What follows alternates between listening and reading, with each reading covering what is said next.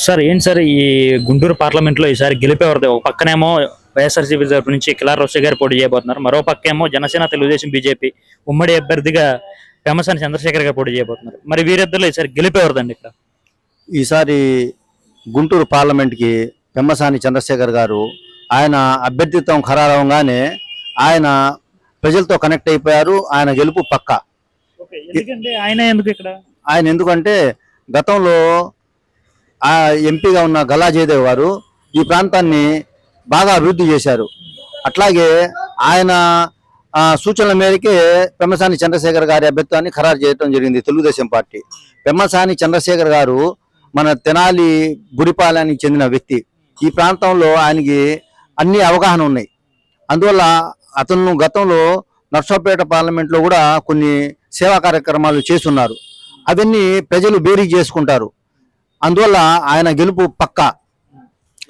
మరి ఇక్కడ ఆల్రెడీ కిలార్ రోషే గారు మరి ఇక్కడ ప్రస్తుత ఎమ్మెల్యే, మరేంటి ఆయన ఎందుకు రారంటారు? ఇక్కడ కిలార్ రోషే గారు ఇక్కడ 5 ఏళ్లు ఎమ్మెల్యేగా చేసినప్పటికీ కూడా ఈ ప్రాంతంలో ఎటువంటి అభివృద్ధి జరగలేదు.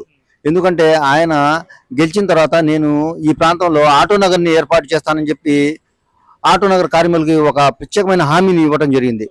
5 ఏళ్లు నానబెట్టి చివరిలో దేవస్థానం భూముల్ని ఆటోనగర్ కోసం ఏర్పాటు చేస్తానని చెప్పి ఒక 6 నెలల క్రితం హడావుడి చేశారు. ఆ తర్వాత దాన్ని వదిలేసేసి ఊరు బయట ఉన్న డంపింగ్ యార్డ్ దగ్గర ఆటోనగర్ ఏర్పాటు చేస్తానని చెప్పి కార్మికుల్ని మభ్యపెట్టి ఆ ఆటోనగర్ ఏర్పాటు చేయడంలో పూర్తిగా విఫలం అయిపోయారు. అట్లాగే ముస్లింలకు సంబంధించిన 25వ వార్డులో ఒక షాదీఖానా ఉంది. గత తెలుగుదేశం ప్రభుత్వంలో 1,20,00,000 రూపాయలతో ఆ నిర్మాణాన్ని చేపట్టడం జరిగింది. ఆ షాదీఖానా వెంటనే ప్రభుత్వం మారటంతో దానికి ఎక్కడైతే ఆగిపోయిందో ఈ 5 ఏళ్లలో కూడా ఒక్క ఇటుక రాయి వేయకుండా ఆ షాదీఖానా నిర్మాణం జరగకుండా అట్లాగే ఆగిపోయింది.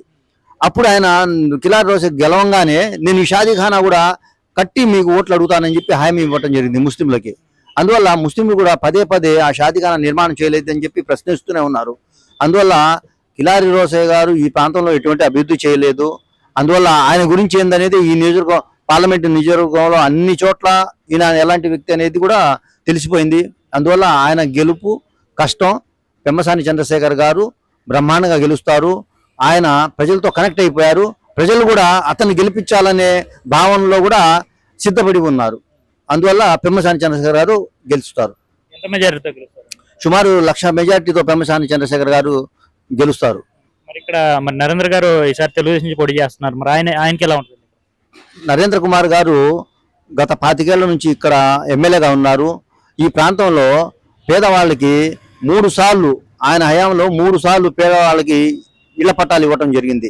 ఒకటి డివిసి కాలనీలో ఇళ్ల పట్టాలు దాదాపు 3,000 మందికి ఇవ్వటం జరిగింది. అట్లాగే ధూళిపాళ రవికుమార్ కాలనీ ఒకటి ఏర్పాటు చేశారు. అక్కడ కూడా పేదలకి దాదాపు 2,000 ఇవ్వటం జరిగింది. అట్లాగే గత ప్రభుత్వంలో ఆయన ప్రత్యేకంగా కేంద్ర ప్రభుత్వంతో మాట్లాడి టిట్కో గృహాలు 2,368 గృహాలను కూడా ఆయన కట్టి చివరి దశలో పంపిణీకి సిద్ధమయ్యే దశలో ఎలక్షన్ కోడ్ రావడంతో ఆగిపోయినాయి. ఈ విధంగా ఆయన ఈ ప్రాంతాన్ని పూర్తి స్థాయిలో అభివృద్ధి చేశారు. అభివృద్ధి అంటేనే నరేంద్ర గారు అంటే అభివృద్ధి. ఇది ధూళిపాళ్ళకి వెన్నతో పెట్టిన విద్య అభివృద్ధి చేయటం అనేది.